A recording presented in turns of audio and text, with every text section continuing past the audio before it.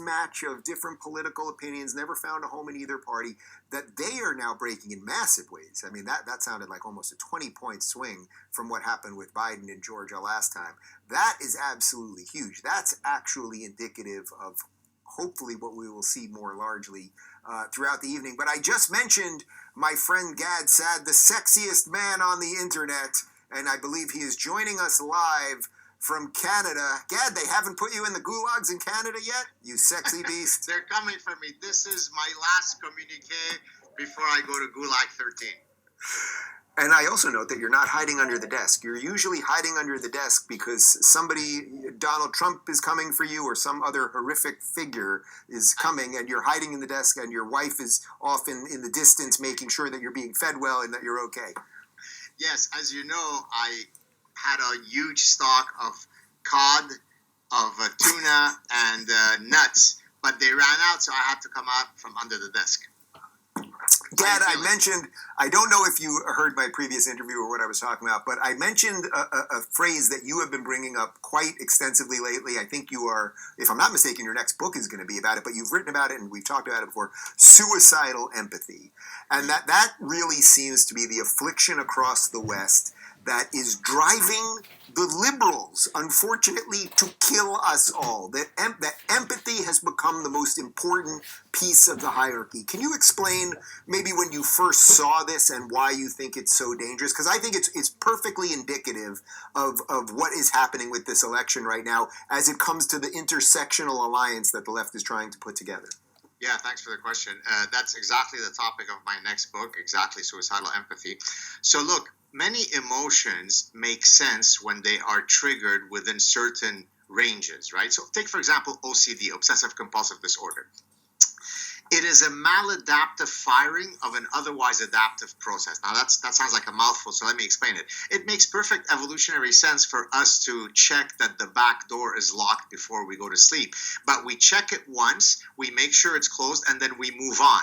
OCD is the hyperactivation of that mechanism. I'm stuck by the door, rechecking for the next 8 hours. So there is nothing wrong with empathy. It's a laudable, virtuous emotion to have. The problem arises when it hyperactivates and it targets the wrong people.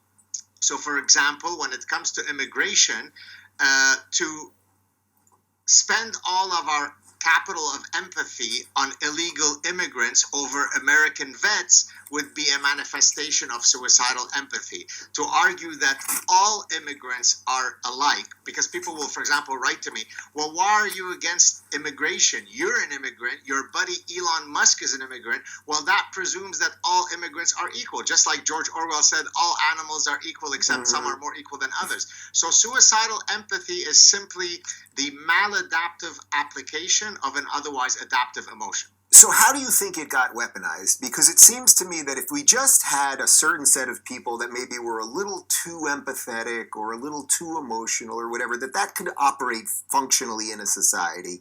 But it seems to me that it has been weaponized to the point that everyone else now is Hitler, everyone is a racist, Donald Trump showing up at MSG is like Hitler in 1930, whatever, all of the stuff.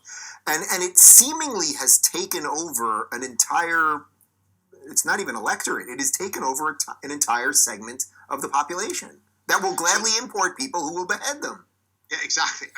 In Quebec, by the way, the Quebec government is perfectly happy to let in hundreds of thousands of Muslim immigrants, as long as before they behead you, they say bonjour. So as long as the beheadings happen in French, then it's all good because at least we've protected our linguistic heritage.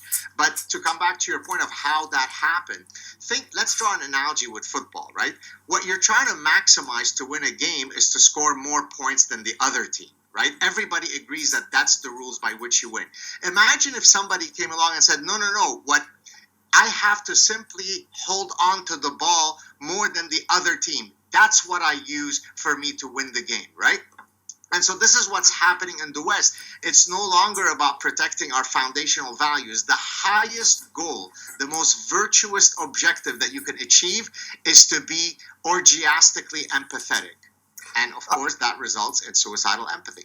I'd like to go into another phrase that you mention all the time. By the way, did you see the chyron that we put under you? You're going to love it. Can we put that back under him? I don't know if he'll be able to see it, but this is very important stuff we're doing over here. You know, you have a very intense history academically. You've worked at many universities, all sorts of great things. But we thought that putting this under you would be most... I love it. By the way, I was a bit offended that earlier you said the sexiest man on the internet. I'm the sexiest man on earth. My sexiness is not restricted to the internet, buddy. In case there's someone that's super sexy who just doesn't have a phone. All right, fair enough. Well, we'll have the team look into that. You know, it's okay. As I said, it's a very different show than you're seeing on CNN. But I do want to ask you about another phrase that you talk about all the time. So we've got suicidal empathy, and then, oh my God, I lost it just as I'm saying it right now. Give me one of your other good ones. Ostrich Parasitic syndrome. Ostrich Parasitic. Yes, that is it. The set of people that know something is wrong. So let's say they acknowledge, boy, these empathetic people, they're getting a whole bunch of us killed, and they're importing all of these people, and something's not good here. But they instead choose to bury their head in the ground. Thank you for catching me up on the question. Exactly. So take, for example, Islam, right?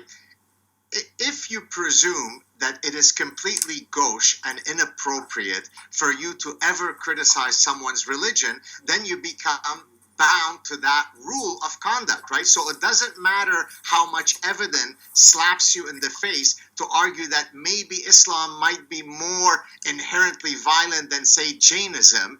I'm unwilling to admit to that, and therefore, metaphorically, I bury my head in the sand and presume that it hasn't happened, or I look for alternative causal explanations. So I can show you a list of 40,000 terrorist acts that have been committed since 9/11 alone in nearly 70 countries, and then Bill Nye, the science guy, will say that it is climate change that's causing this, or it's lack of art exposure that's causing this, or it's the Zionist occupation. So all causal explanations are okay as long as you don't blame the noble faith. That's ostrich parasitic syndrome mixed up with suicidal empathy, because I want to be empathetic to that religion of the noble brown people.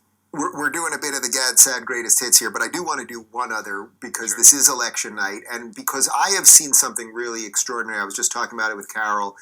So many liberals, former, let's say, New York, Cali liberals, whatever that meant, moderate Dems, who for the first time are breaking towards Trump right now. One of the phrases that you've talked about that has stopped so many people from doing that over the years is that they consider Trump an aesthetic injury. And I really like this. And I think it's something that finally a certain set of people are getting over, this idea that, oh my God, he eats ketchup with his steak that's well done. But that's not the only part of the aesthetic injury. Exactly. And here I'm going, imagine that this were the cork of a wine bottle. So there's an expression in Arabic that says getting drunk simply by smelling the cork of the wine bottle. That's exactly what an aesthetic injury is, right? So look, I'm going to smell now the cork of the Barack Obama bottle, right? He's got a mellifluous voice. He's got a radiant smile. He's tall and lanky.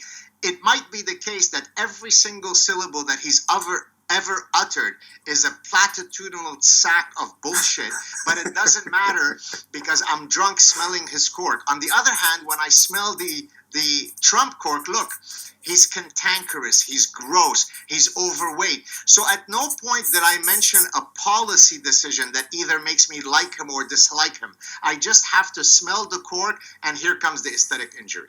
Yeah, and unfortunately, too many people just operate on that. I think you came up with another phrase right there, the platitudinal sack of bullshit. That seems like it should definitely... That is why I am the poet and professor of the people.